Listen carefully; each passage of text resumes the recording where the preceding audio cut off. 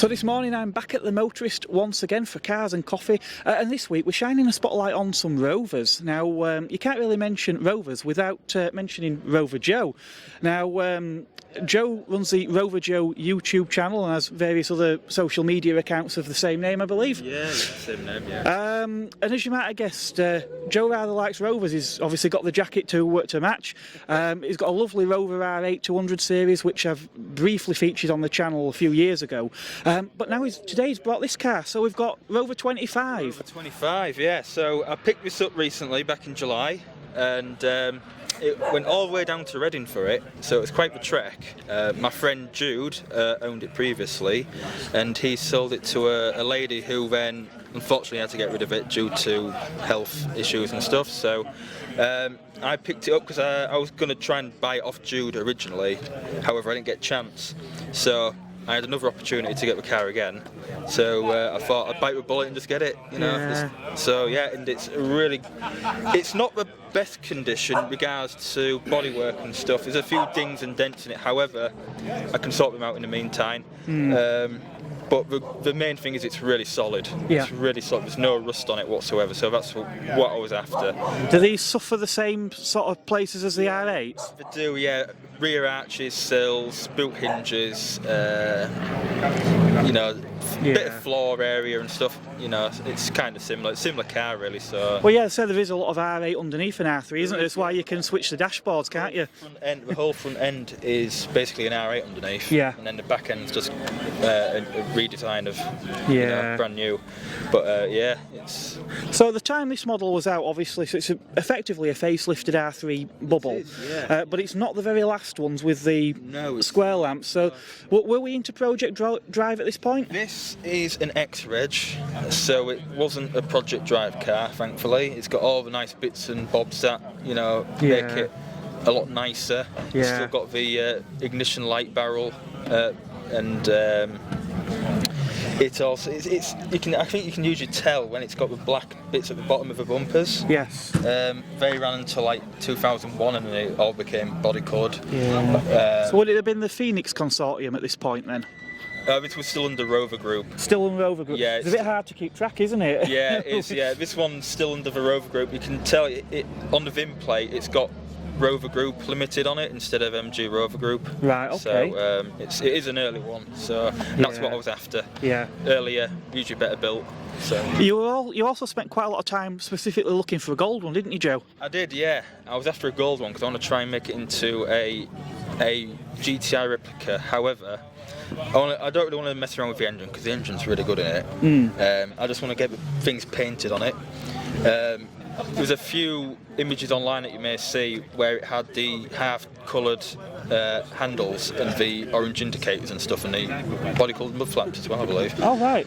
I'll try and make it look like that. And yeah, it's nearly there. I mean, I've got grill already, got the headlights fitted and all the painted spoiler and boot plinth and all that lot. But it's just getting the last bits done. But because it's winter now, don't really have I don't really have much time to get painting because I can only really do it outside. No. Because the shed's full of car parts. And I know how bad that is. I tried painting in a gazebo in December and it didn't go very well. No, that's it. And usually, you know, we always get the remnants of the hurricanes and wind and all that lot, so it's not really the best to paint outside. Yeah. Well, no, I mean, certainly, you know, from 10 feet away, it looks fantastic. And even then, it's only a few little things like down here where when you get up close that you really see it. And I think any sort of Rover of this era, because they're relatively cheap cars, but there's a lot that are in quite a poor state, aren't there now? Yeah, that's it. I mean, there's a lot of newer Rover 25s that are actually really rotten. The one I had previous to it, I had a red 25, and that was even worse than I this. remember that one. I mean, the arches and the sills were just completely gone on it. You know, I was like, right, there's a certain point where, you know, you cut your losses at it. You know, and it was a shame to get rid of it because it did a lot to that car.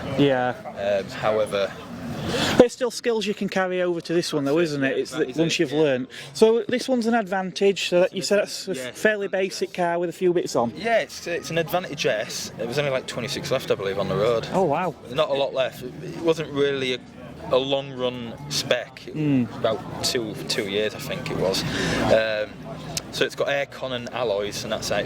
Everything Yeah. else is just poverty spec. Yeah. So windy windows. It's really weird actually. Windy windows, manual mirrors and stuff, but you get aircon. Yeah. Well, I suppose you won't be opening windows very much if you've got your aircon, if it works. If it works, that's it. I need to get it gassed, so you know, Yeah. it's that's another thing. Yeah. Well, that's marvellous, Joe. Thank you very much. No worries. Nice seeing you again. Yeah, you too. Thank you.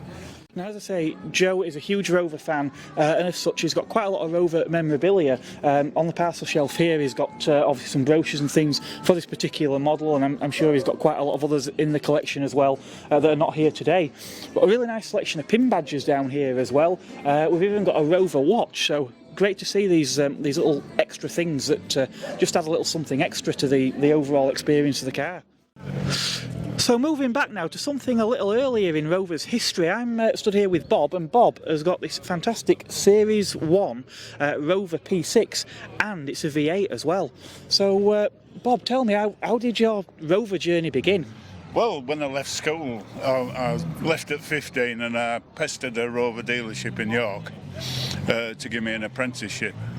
Took a bit of doing, but I did it. Yeah. And when I started work, I fell in love with these because somebody took me on a road testing one. Yeah. And it was like black and white compared to family cars at that time. It was just vivid acceleration and sound and what have you. So, and I've wanted one ever since. I think people forget how engineering-led Rover were. I mean, to think this car was designed to take a gas turbine originally. You know, you've got that trick Didion rear suspension as well. I mean, they were a really advanced car, and younger people who only saw the sort of very late Rovers, you forget how cutting edge Rovers really were back in the day. They were, and you've got the horizontal front springs as well. Yes. Because you needed the big box for the gas turbine engine. Yeah. They were. But even with the older P4s and P5s, you just had to look at them to know that they really wanted to make a car that worked. I've had a hankering for a P5 for quite some years actually, and I always say it's remarkable that even when Thatcher went into number 10 for the first time, she was in a P5, and by that point we'd gone from the P5 to the P6 to the SD1, and they were still using P5s as ministerial cars, which really says something, doesn't it? In fact, they had quite a few in reserve, I'm told. Yes, I heard that as well. Yeah, so she really loved them. You're right, I've heard that they did keep a few of these cars in reserve because obviously they love them and they are fantastic cars. As I sadly a bit out of my price range now. I remember looking at P5s maybe 10 years ago when you could get one with rusty back doors for about 4 or 5 grand.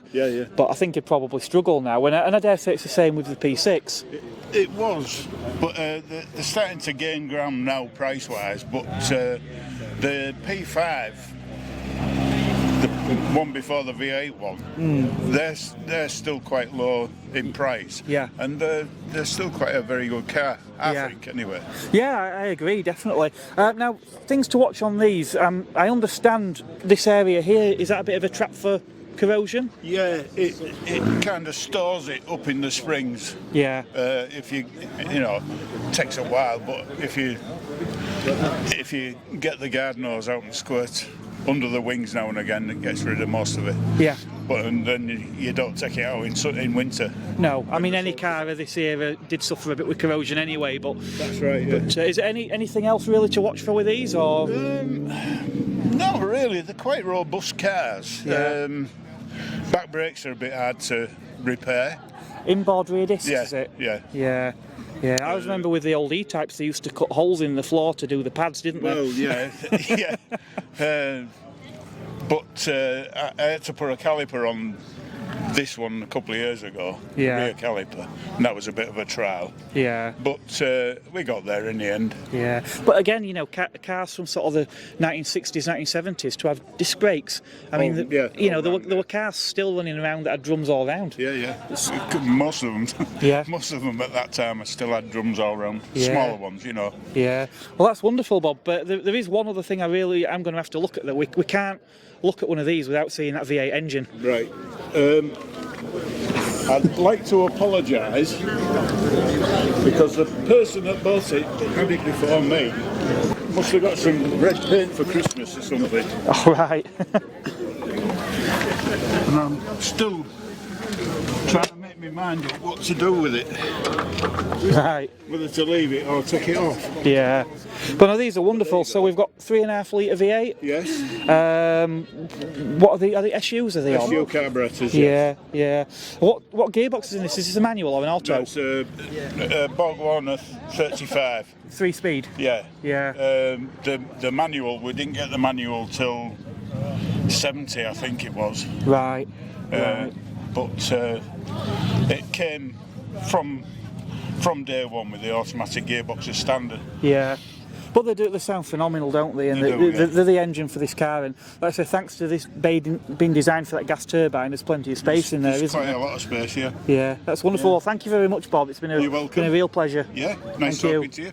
I am being really, really spoiled this morning. I've featured sort of P5s and things before, but I've never had the opportunity to sit in a P4. Now the P4 is Rover's early post-war era car. So if you think back after the Second World War, a lot of manufacturers were still using essentially what were pre-war designs. I dare say there were probably a lot of Rover 16s and things like that about, Austin 7s and the such like.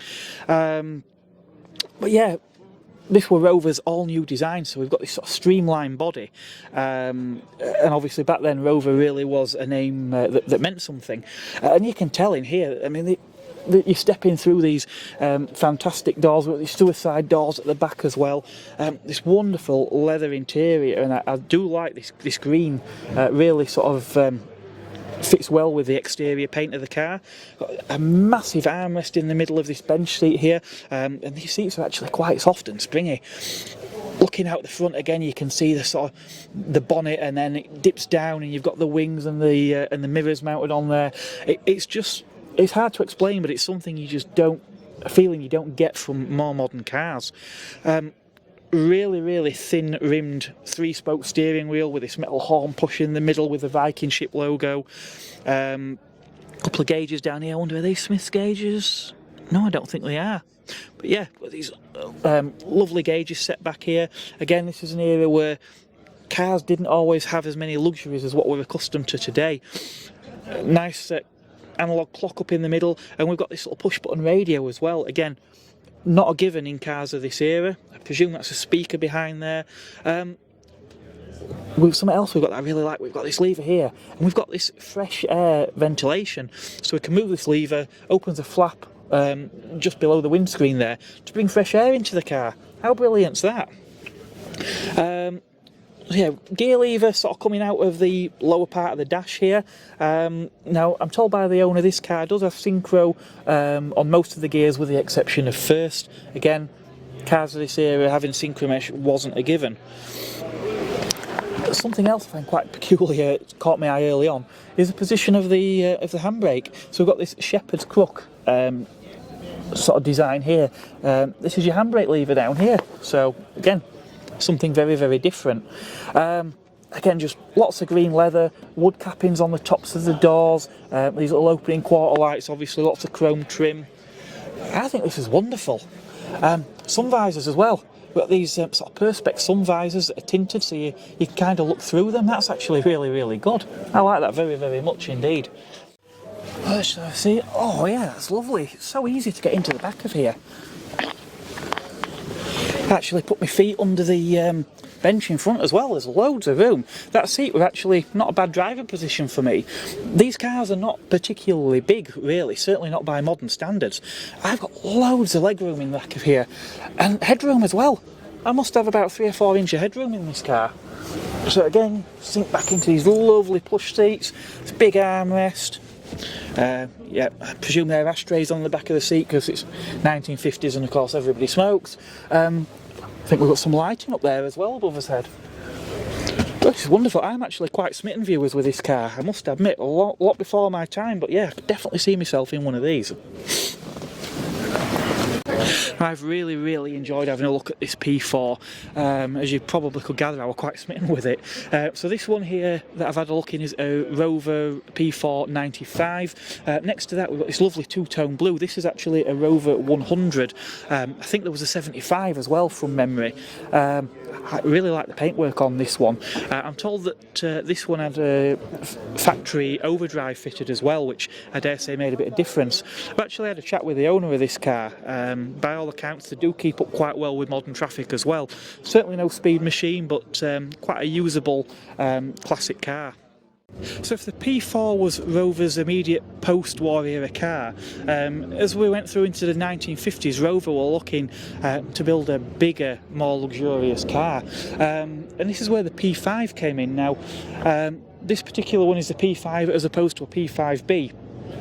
We can see we've got the just the single headlamp units. We haven't got the lights mounted below. The other difference is under the bonnet. Straight six engines, typically 3 litre I believe in these, as opposed to the 3.5 litre V8, but still an incredibly luxurious car for the time. Very smooth looking design as well. Now I have actually had a good look at a Rover P5 at in the Walton Classic Car Show video quite recently. I will actually leave a link to that video at the end of this one, but I will mention them because we've got them a couple here today, and I really do like these cars. So Rover P5B, which is the V8 one. You can always tell the P5B by the twin lamps, the quad lamps, sorry, on the front of the car. This particular one here is a coupe version, so it's got a slightly lower roofline, and the one here is what's known as a saloon. So again, just a few very subtle differences. Now I quite like both versions of these cars. I know the coupe versions do sometimes fetch slightly more money than the equivalent saloon, but as I say, I really do like both. The saloon versions were often used as government cars. I'll just stop and have a quick look. We've got another P5B here, but this time we've got the bonnet up so we can have a quick look and marvel at this Buick-derived Rover 3.5 litre V8.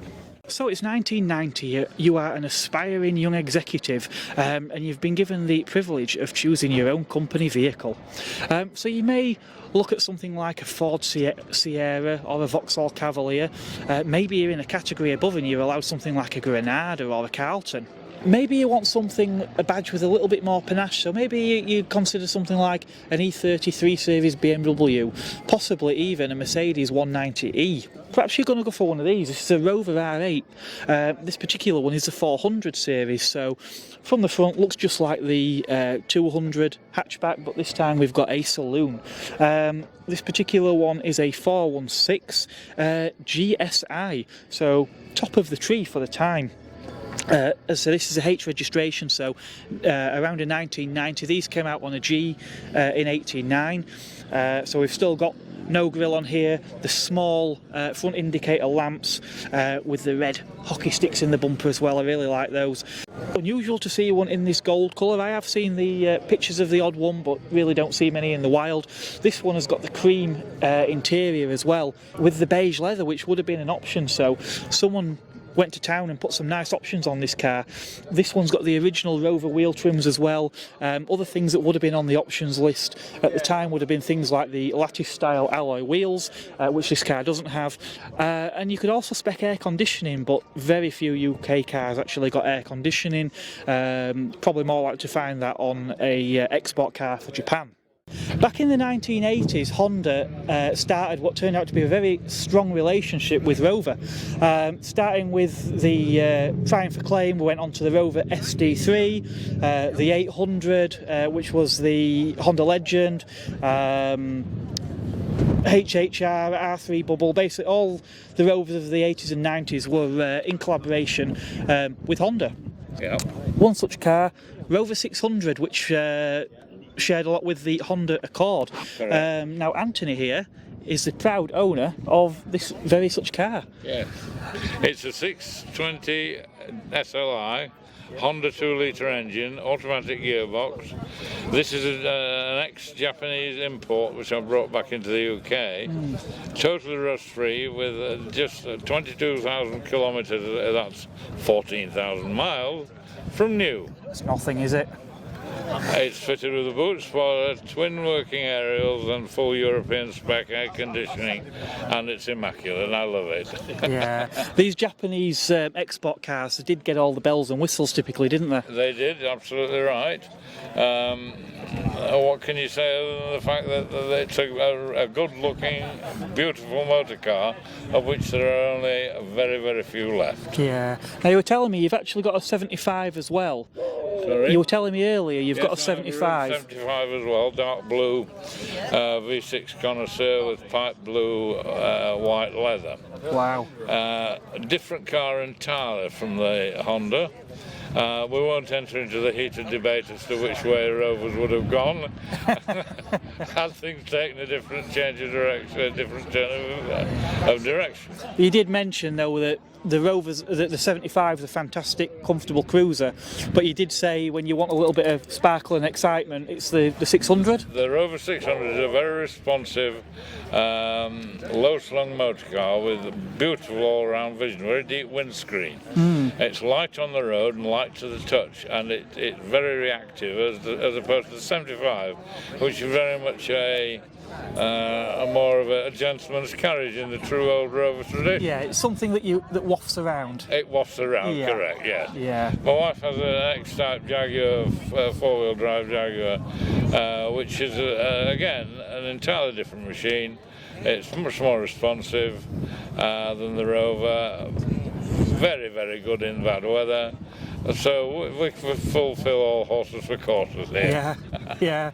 Now, just briefly, before we wrap this one up, you did mention you've got quite a long family history with the brand. My father came back from Burma after the war and bought himself a Rover 12. From then on, having done 290-odd thousand miles in it, he changed that because it never went wrong. He bought another Rover 90, and then he had a Rover 100, then he had a 110, then he had a P5, and then he had a P5B, which I was lucky enough to keep in the family after he passed away. And that's what got me going to Rovers. I've had P5s, P6s, SD1s, the 3005S was a cracking machine, and now we're on these that we've got now. So you've pretty much had more of the Rovers than what we've actually got here today then? Yes, you could say that, yes. Well, that's fantastic. I've really enjoyed having a Yes, chat it's and nice having to a look talk at this to you. one. I'm glad to talk to people who appreciate these motor cars. There'll never be any more. No, well, I think in terms of people appreciating them, I think Rover, we're at that point now. It's, a decade or two since everything sort of went south, and I think that we're gaining a new appreciation with the whole new generation. I mean, we've seen today, I've spoke to young people who are interested in the brand, which is a good thing. Yes, exactly. They represent remarkable value for money at the moment. They certainly do. They do, yes. Yeah, well, that's great. Thank you very much. Thank you very much for your time. Thank I you. appreciate it. And just as we were talking about some of those earlier Rovers, a Rover 12 has now arrived. Now, this particular one looks to be a two-door convertible of some sort. There were obviously your more typical four-door saloons as well. But yeah, wonderful. I think I've maybe seen the odd Rover 12 and Rover 16 in museums and the odd classic car show, but you really don't see that many out and about these days. Now, I can't claim to know a great deal about 4x4s, but we've got a couple of very early Land Rover Discoveries, the very original Series 1 cars. This one here is actually a three-door as well, which is probably even more rare. And now, something quite interesting to note on this is the registration plate. G registration ending WAC, or G-WAC as they're often referred. Now, something sticks in my mind about these, there's some importance to them. I'm not sure if they were perhaps a press car or something like that. Maybe if you know your Land Rovers, let me know in the comments, but I've definitely heard something about these G-WAC registrations before. Next to that, we've got another one of the same year. This one is a five-door version. And these went on to be incredibly popular cars. Obviously, we didn't have the sort of more soft SUVs that we have today. When these came out, obviously, we had things like your Land Rover Defenders and a raft of Japanese 4x4s. But in terms of Land Rover, this really was quite a modern, sort of forward-thinking vehicle compared to anything that had gone before. So some of these more modern Rovers are getting a bit of a resurgence with younger owners. One such owner is Josh here, who's got this wonderful Rover 75. Hi, nice to see you. Yeah, it's a gorgeous car. Absolutely love it. I bought it about 2 months ago, and it's been honestly the best decision that I've ever made was buying this car. It's fantastic. I drive it every day, usually about 50 miles a day at least, and it's been great. Really reliable, or at least it has so far. And I find it's probably very comfortable as well for the long journeys. Yeah, they certainly are. Now, you were telling me earlier, this is not your first Rover, is it? No, I've had probably, thinking about it, I think 5. As you've seen with one of your other videos with Joe, I used to have a Sienna Gold 25. I'd had 200s, Metros, I've even got an 800 in the family still, and this was sort of a natural progression on that. Recently I've owned a modern Chinese MG for the last 4 years, and I absolutely loved that car. But I really missed having something a bit bigger, and I wanted something a little bit different. Yeah. I've always liked the 75s, so it was a natural progression onto that, really. Yeah, and it's nice to have something like this to bring to shows, and I know, even though I'm not a Rover owner myself, it's a really nice community, isn't it? The Rover groups. Yeah, definitely. I mean, there's sometimes a little bit of rivalry between clubs, but that's all quite sporting. I think it's a really great community to be part of, especially with the MG Rover era. Everybody seems to get quite patriotic and very proud of the cars they own. Yeah, definitely. So this particular one we've got in front of us here then, so we've got a 75, it's the estate model, and this is one of the later cars I see with the facelifted front end on, yeah. Obviously, it always rears its ugly head, but Project Drive, is this one of those cars, or is it? It is. So Project Drive, I believe, started from late 2001-ish. I might be wrong on that, someone correct me in the comments. Now, this car's a little bit different. So they had a facelift in, I think it was March 2004. And obviously you got new front bumpers, they did new trims, so this is a contemporary SE, so it's quite dark inside. It's not like this traditional old man 75 get your flat cap on sort of look. It's a really nice model. It's very much like the Rovers version of a BMW 3 Series, just a little bit bigger, a little bit nicer. But this car's quite special because it's been completely restored. It's an ex-Fleet, I think, car. It was owned by MG Rover. But the previous owner has completely restored it, and what he's actually done is put a lot of the pre-Project Drive bits back on the car. So it's got the original Tourer toolkit with it, some of the higher end specification speakers and audio equipment. So a lot of things that actually make the car a lot nicer. People seek out the wood, don't they, from the earlier cars as well? Apparently the wood's better. They do, yeah. There's something like there's an early car over there, and the wood on them is actual walnut. Yes. Now, I do keep tempting myself because this has got what they call black oak, which is just plastic that's made to look like a sort of smoky oak colour. And a lot of people sometimes change it to the original walnut, or the plastic version of the walnut, and I think that looks quite smart with the black, but I keep thinking about maybe trying and find some really early proper wood and seeing what that looks like. Even the pre-facelift cars, though, obviously, was it the Cowley cars, the very early ones with the black sills? Yes. But for anyone who's not into Rovers or who isn't aware, Project Drive, basically we started with the best example, should we say, of what a Rover could be, and Project Drive was a means of cost cutting and trying to, all in an effort to try and make the troubled Rover brand a little bit more profitable. Sadly, what happened is we ended up with cars that probably weren't quite as good as what they could have been in terms of trim. They were still solid cars, but things like replacing badges with stickers and taking the Rover emblem off the key. Yeah, the shape instead. Yeah, just lots of little things like that, and sadly it means that we've now got a younger generation of drivers who probably remember the very last of the Rovers, the Chinese Rovers, as they're often known, and sadly they don't realise what what the brand really was in its heyday, or even even the sort of later in the 90s, early 2000s, these were still really nice, solid. In some respects, a car that still had a little bit of prestige almost. Yeah, it's definitely got the prestige with it still. The car, if you add the bits of the chrome, it can still seem quite above something like a Mondeo, which you can pick up at very much the same price for that now. Yeah. I work in the luxury goods trade, so driving this to, let's say, events that we do, you actually still stand out quite a bit. Yeah. It's not like you're driving up in a diesel Astra or a Vectra. Yeah. It is very much quite a distinguished car, and the styling really helps with that, what with the high waistline of the car and the curves. So it is a very good looking car.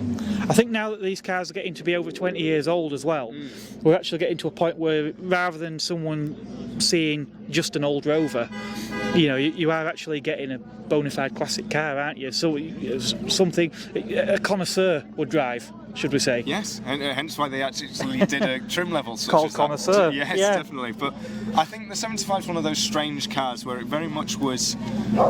It was very much a classic when it was launched. Yeah. You don't look at the S-Type very much as that, even though it was launched on the same day. Yeah. I've had this same conversation actually with someone about 5 minutes ago. Really? Yeah, I was at the motor show when they launched. Oh, really? Yeah. And at the time it was like there's these two new British luxury saloon cars, and obviously the Jaguar, the name had a bit more, and there were buzz around both cars, but I'd say probably more so the Jaguar. 20 years on, people Who remembers the S-Type? Well, people don't speak as kindly about them. I'm sure they've got the fans, but the Rovers are just going strength to strength, aren't they? Yeah, definitely. I mean, the thing is they're getting less and less on the road, but at the same time, you look at how many S-Types are on the roads and things like the X-Type. Maybe let's forget about the X-Type actually, because there's a lot more of them and it's a smaller car. But in terms of the S-Type, the Rover, for a car brand that now is no longer with us and is no longer supported from a original manufacturer in terms of still going, there's still thousands of them around. Absolutely, I believe there's at least probably 100,000 still going, or it must be. And they're still very much loved. You see them all over, and I think that's what makes them quite enjoyable. You park up. I parked up at a market car park the other week, and I just had some guy with his family going, "That Rover 75, that's a diesel, that one. It's a great car," and it's, they're very much endeared by a lot of people. Before we wrap this up, you've just obviously touched on engines. What engine's in this one? So this is BMW's 2-litre diesel. It was, I believe, co-developed with Rover. So this is the M47R. Yeah. I'm quite new to 75 ownership, as I've said, and this is actually my first ever diesel car as well. Right. But everybody kind of thinks of the M47 as being the world's worst diesel engine to come out of BMW. It's not actually that bad. At least this one isn't. Apparently there's a part that was put in the BMW version that wasn't put in the Rover version, so these don't actually break down as often. Oh, right. This one's had a lot of extensive work done to it, as I've already previously mentioned, so it is actually a very good car. It's just before I bought it, it'd been to Austria and back in a week, and I think the only thing that went wrong was the crank pulley. Yeah, I must admit I don't really know much about I know it was a BMW diesel engine. I don't know what power outputs. Was there a 115 or something like that? Yeah, so originally there was a 115, which was the lower specification one. Yeah. And then as well as that, there's the 135, which is this one. This one's been updated to 135. And I have to admit, it's definitely the one to go for. Yeah. I test drove a 115 diesel and it was very sluggish. Yeah. And this is automatic as well, and this is sluggish. So going for that, just up a bit more. I did once drive one actually many years ago, and it was only a short drive, and I can't remember. It was a diesel. I don't know which version, but it was very refined. It was very much a Rover in that sense, but it was more about comfort than it was about feeling sporting, something I was very aware of. Obviously there were petrol options, weren't there? We had the K series, there was a 1.8 and the KV6 as well, which is probably fantastic until you come to do a timing belt. Yeah, definitely. I mean, this one apparently can be quite a pain to work on. Alternators are quite common to go on these, and they're tucked right down the front. If anybody's seen hub nuts 75, you'll know exactly what I'm on about. Yeah, shaving spanners to fit the gap. And yeah, and shaving your hands at the same time. But no, I think in terms of reliability, it is actually a lot better than everybody said. You know, oh, it's a Rover, it's going to go wrong. It really, as long as you look after the car, it'll look after you. Yeah, marvellous. Right, well, thank you very much, Josh. It's been an absolute pleasure. I am fastly running out of time here today, so as promised, I'll leave a link to that Walton video that had the P5s in, so you might want to check that one out as well. Again, I'm painfully close to this 500 subscribers. I think when I checked this morning, I was probably half a dozen subscribers away, so if you haven't already done so, please hit that subscribe button, because I do have a car review special filmed, which I just need to edit, and that'll be more or less ready to go. So until next time, from the Motorist here, from myself and Josh, it is goodbye until next time. Thank you for watching.